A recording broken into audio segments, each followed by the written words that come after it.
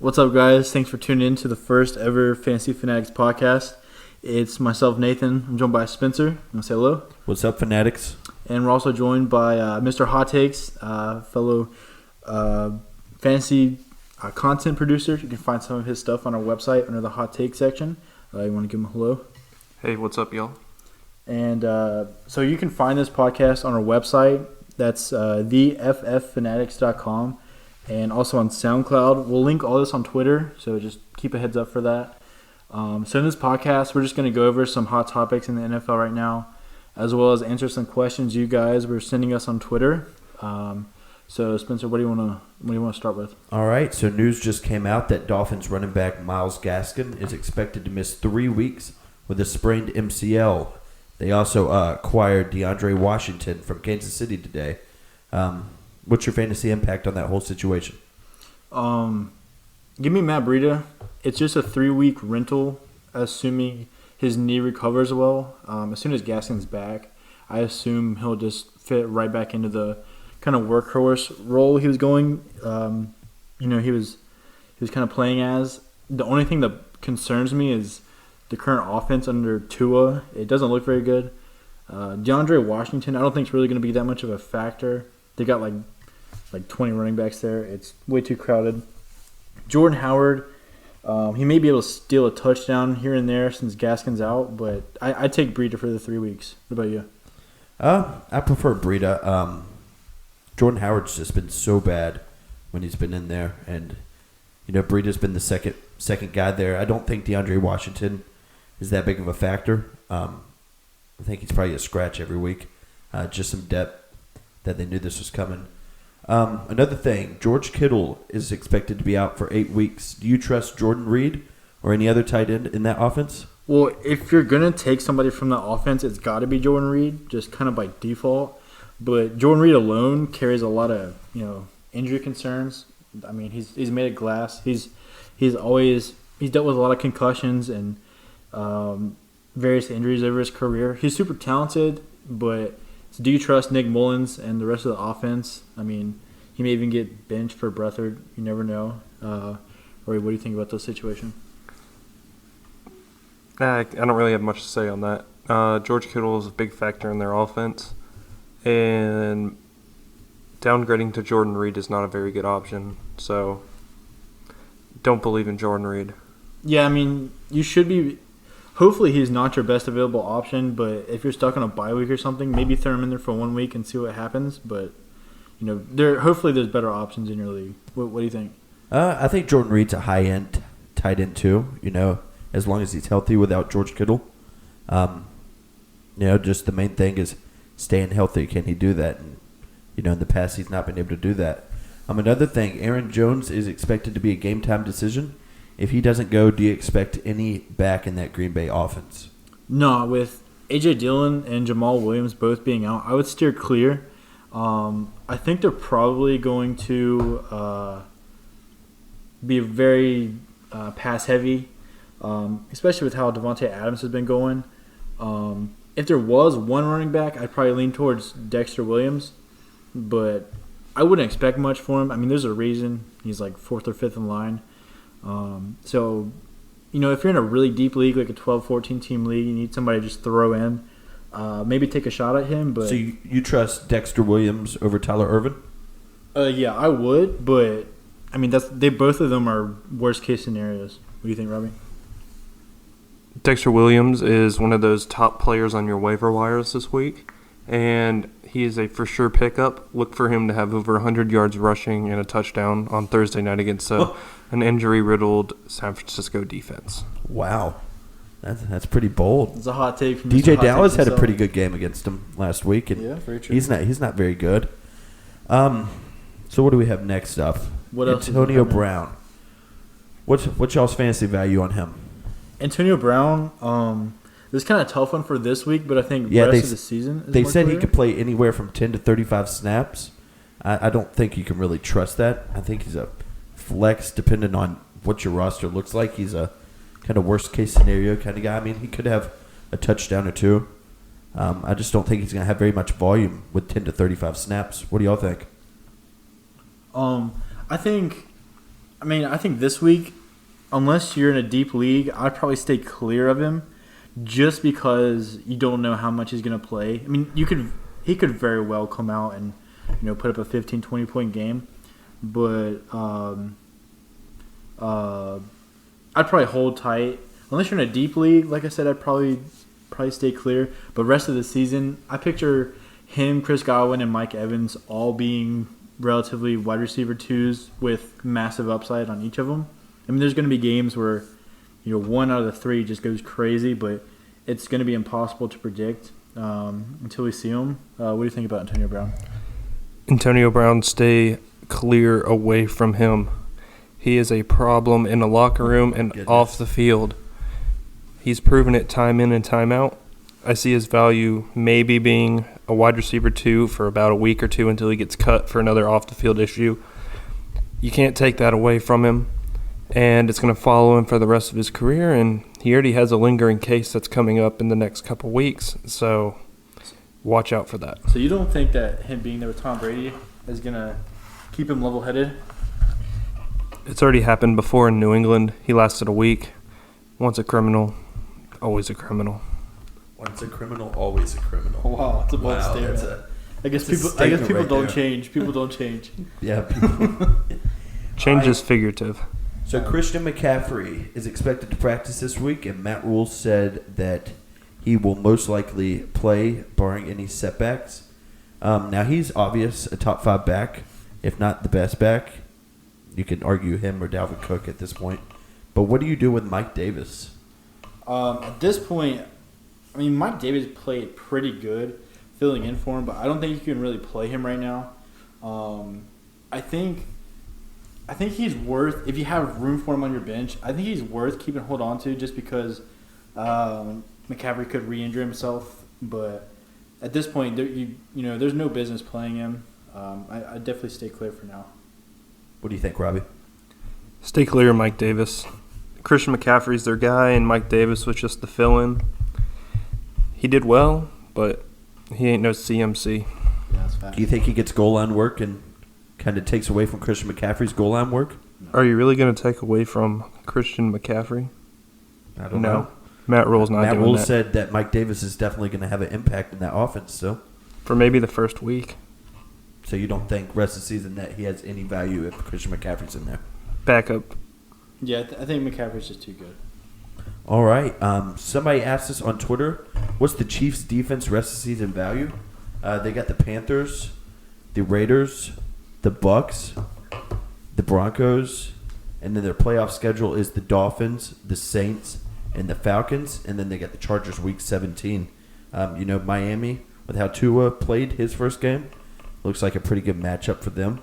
New Orleans, that's a so-so matchup. It just depends on who's healthy on that offense. And Atlanta, they throw for a lot of yards. Matt Ryan sometimes throws for some picks. What do y'all think is the rest of the season value on them? Well, I think their defense is a little bit overvalued right now just because of their recent games. They took advantage of Drew Lock being pretty loose with the ball, and then they recently put up 10 points against the Jets. Two cake games on the schedule, and then rest of the season, the first round of the fantasy playoffs. If you have them on your roster and you know that you're going to make the playoffs, I think you hold on to them, and you kind of play them as needed. But if you're in a must-win situation, I consider letting them go for maybe a running back or receiver on your bench and just stream defenses if somebody else picks them up. But definitely looking towards the playoffs, I think they're a reasonably good play, especially the first week of the playoffs. Do you have anything to say about that, Robby? Not really. Not really. All right, what else you got? All right, who's the running back in Kansas City that you want? Oh, that's easy. You do not want Clyde Edwards-Helaire. The dude is a glorified Darren Sproles. I've said that since he was drafted. The man is talented, but you have the vet in there and Le'Veon Bell, and he's been there. He knows what to do, and he's going to end up taking a lot of the carries from him. I definitely think that he could still goal line work from him, but I think Clyde's super talented. And based on how they've been used so far, Clyde's been the clear choice. So unless Le'Veon Bell just turns it back to prime Steelers Le'Veon Bell, I think you stick with Clyde over Bell for now until something changes. What's your feelings on that? Are both of them must starts to y'all?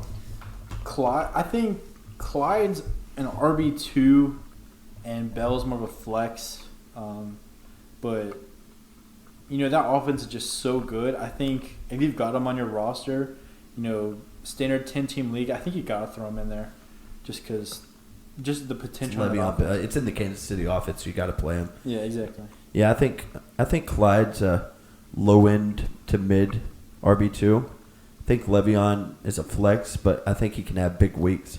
He's a big involvement in the passing game, but so is Clyde. It's just who they want to pick their poison with each week. All right, so somebody asked us on Twitter also, what to do with the Cowboys players? Ezekiel Elliott, Amari Cooper, CD Lamb, Michael Gallup, and all them. I mean, definitely a tough question. I think if you have Zeke, you draft him in first round, you have to play him. You're not going to have a better option coming off your bench. You would think, especially with a bad quarterback play, who knows, maybe someone like Cooper Rush will get him going, but it just looks so bad. You'd think they have to feed Zeke to have any chance. As far as the receivers, Amari Cooper, I mean, he's super talented, so, unless you're in a 8-team league maybe, I think you're still throwing him in there. CD Lamb, however, I think he's got to show that he can still produce with these new quarterbacks because it's a massive step down from Dak. But I'm probably staying clear of him for now. What you got? Don't sleep on Cooper Rush. The dude is going to come out and have a big week. I see him throwing 300 yards, 2 touchdowns this week. Is it an official hot take from Mr. Hot Take? You'll see that on the website at some point this week. And I was not a fan of Ben DiNucci at all. Dude was unproven FCS quarterback. Cooper Rush has come in and played in the NFL before, and we've seen him put up some results. And I like the offense, and I think he's going to have a big week. Look out for that. Yeah, a lot of weapons. Yeah, I think the only must start in that offense is Zeke. I'm not too high on Amari Cooper. I think he's a lower wide receiver too. With Dak not being there, I think with any quarterback that they have in there, I think he's a low wide receiver too. He'll have his big weeks just because he's Amari Cooper, but I don't think he has a very high, floor. So future stars. Do you have any future stars you want to talk about, Nathan? Well, let's clarify what we mean by future stars. We got asked this by one of our Twitter followers. He wants to know what players in the NFL now who we can expect to be drafted in the first 2 or 3 rounds in the upcoming years. And one player that kind of caught my eye this season is Antonio Gibson. He's stuck in a backfield where he's splitting carries with J.D. McKissick, and the offense in general just isn't all that great, but he's clearly the best running back in that offense.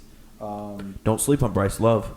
Bryce Love, yeah. Don't sleep on Bryce Love. Maybe former Heisman candidate. Well, we're not playing in college anymore. Oh. So Antonio Gibson, he's super talented. He can run the ball. He can catch the ball. And if they can just get some competent QB play, I think he can be a real stud. And I expect rest of the season and especially next season him to separate himself as the lead running back there and warrant those top 2 to 3 round draft pick. Yeah, I think another one is Justin Jefferson. He's a super talented wide receiver. Adam Thielen takes away the double coverage, just like he did with Stephon Diggs. Justin Jefferson's a super, super good wide receiver that with Kirk Cousins throwing him the ball and airing it out, I think he has a wide receiver 2, maybe wide receiver 1 potential. All right, so rest of the season players with good schedules. You're going to go over some quarterbacks and running backs that have good schedules for the rest of the season? Yeah, that's fine. A couple of quarterbacks to look for. He's been shaky. He's been inconsistent, but Carson Wentz has a good rest of the season schedule. Assuming his guys get healthy and he stays healthy, I think long-term he could provide some upside, especially if you're in need of a quarterback. Another one is Ben Roethlisberger. That offense seems to be clicking, and I think he's going to be looking for people like Claypool, Juju, Deontay Johnson, and James Conner on the backfield a whole lot more when they get into more shootouts. What about some running backs, Robby? Well, I'm going to go back to what you said about Carson Wentz. Okay. Stick away from Carson Wentz. The dude is a bum. He went to North Dakota State for a reason. The dude cannot stay healthy. I don't care who's there. I don't care what team he is. The dude is not good. Some people will argue, oh, he was a MVP candidate, then he got hurt. Dude can't stay healthy. So why in God's earth would you want this guy on your team? Stay away from Carson Wentz. I don't care about his schedule. Look at Philly. Where are they at right now? Not good. What about Travis Fulgham? What do you think about Travis Fulgham? He's also someone who has a nice rest of season schedule. Well, Travis Fulgham is the only bright spot in that offense. And that's mainly due to injuries, but he's become a diamond in the rough for them pretty much. What about Miles Sanders? Miles Sanders. I love Miles Sanders. Big Penn State guy. He's a pretty good running back. If he stays healthy, he's a RB1, I would say. Yeah. Some other players who have nice rest of season schedules are Terry McLaurin, and then Eric Ebron and Evan Ingram. What about some running backs? Some running backs, Jonathan Taylor, who just struggled, but he was battling injury, so I think he'll be good again. He's behind a top 5 offensive line, so that always helps. And Phillip Rivers is just playing awful. Damian Harris, he looked really good against Buffalo. He's had some good games when he has the opportunity to run the ball. Is there anybody else you want to talk about? With Jonathan Taylor, all you Jonathan Taylor believers, including myself, do not fret about this past week. The dude will get healthy. He is a workhorse. The dude has been given the keys to that offense, especially with Phillip Rivers, who cannot throw the ball for anything. So look for him to bounce back in a big way if he's healthy. And for the rest of the season, I think he has a pretty good outlook. So rest of the season, where do you rank Jonathan Taylor? He's definitely top 5 running back. Wow. Very hot take. That's a very hot take with Mr. Hot Takes himself. Okay. Wow. All right, what else you got for us? All right, with Jake Luton starting at quarterback for the Jaguars. Jaguars. Uh-huh. Do you think DJ Chark improves, or do you think he continues this awful season that he's had going? Well, I mean, I think the whole offense is just super inconsistent. I think James Robinson takes a step back. Wow. Yeah, I do. James Robinson is a top 10 back, and that's not even a hot take. I don't know. I'm not a believer. I think he's had a couple big games, and he kind of phased down the stretch. But back to the DJ Chark question, I think he's going to be a boomer bust the rest of the season. Not very reliable QB play. I think it's going to hurt him. Everybody else in that offense, it's literally boomer bust as well. The whole wide receiver core. The only player you're going to reliably start each week is James Robinson. So what y'all think about that offense? I mean, DJ Chark is not getting any better, and the only way he would get better is through the play of Gardner Minshew, who I am a strong and firm believer in. And the fact that they're playing this guy, I know he's injured, but when Gardner Minshew comes back healthy, man, that dude is a warrior, and he'll go out there and he'll run through a brick wall for you. A warrior. You heard it here first. Yeah, Mr. Hot Take strikes once injury, again. So, he loves playing. So, all right, another question we got was, can the Seahawks players keep up the high production that they are producing? Well, I think this is an easy answer. Let Russ cook is in full effect. DK is on his way to being a top 5 receiver. So I think you're throwing him in your lineup every week. You're throwing Lockett in every week. You're throwing Russ in every week. You're never playing their defense. It's absolute trash. I would stay away from their tight ends. Chris Carson, once he's healthy, I think you throw him in there as well. So you think they have 4 must-starts on that offense? Yeah, I mean, Chris Carson, assuming he stays healthy, I think is that 4th must-start. You're always starting Russell Wilson. You're always starting DK. You're always starting Tyler Lockett. What about Greg Olsen? They got 3 very good tight ends. Give me Disley. You think Disley over Greg Olsen? Disley. 100%. I mean, I don't think Disley is necessarily a bad player, but they rotate him, Olsen, and Jacob Hollister in there. It's just tough to predict who's going to get the targets. But I think this production from those main 4 fantasy players, Wilson, Lockett, Metcalf, and Carson, I think it can all continue. I don't see any reason why it can't. They're in a really good rhythm. You disagree? Yeah, I totally agree with you. Okay. All right, Robbie, do you have any hot takes you want to give us? So, riding the Chase Claypool train again, I predicted his breakout. So, he's going to stay hot, and you don't want to keep him in the lineup. Dude's going to go for about 100 yards receiving, couple TDs this week. And look for Christian McCaffrey to have a subpar game this week, just coming back from injury. So a lot of fantasy owners may be on the fringe about playing him this week. Let's see. Who else did I have? Oh, yeah. Jonathan Taylor having a huge bounce back week. Is that it? Yeah, that's it for me this week. We'll find more. You'll find more of the hot takes on the website. Yeah, so thanks again for tuning in. This is the first ever podcast. We're going to keep doing these.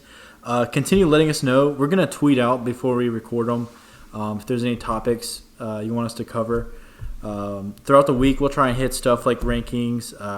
If there's any big news around the NFL. Be sure to check out our website. We update the articles on there every week. We post rankings every week. We appreciate all the activity on Twitter. It's been awesome. That's about it. Is there anything you want to add? No, just check out the podcast on SoundCloud. We're trying to get it to more platforms as we go. YouTube channel as well? Yeah, YouTube channel. I'm not sure if that will be up on this podcast. It might be up in the near future. Yeah, later announcement coming. Yeah, but no, I think we're good on that. Yes, we appreciate it, and be sure to be on the lookout for the next one, and thanks again for tuning in.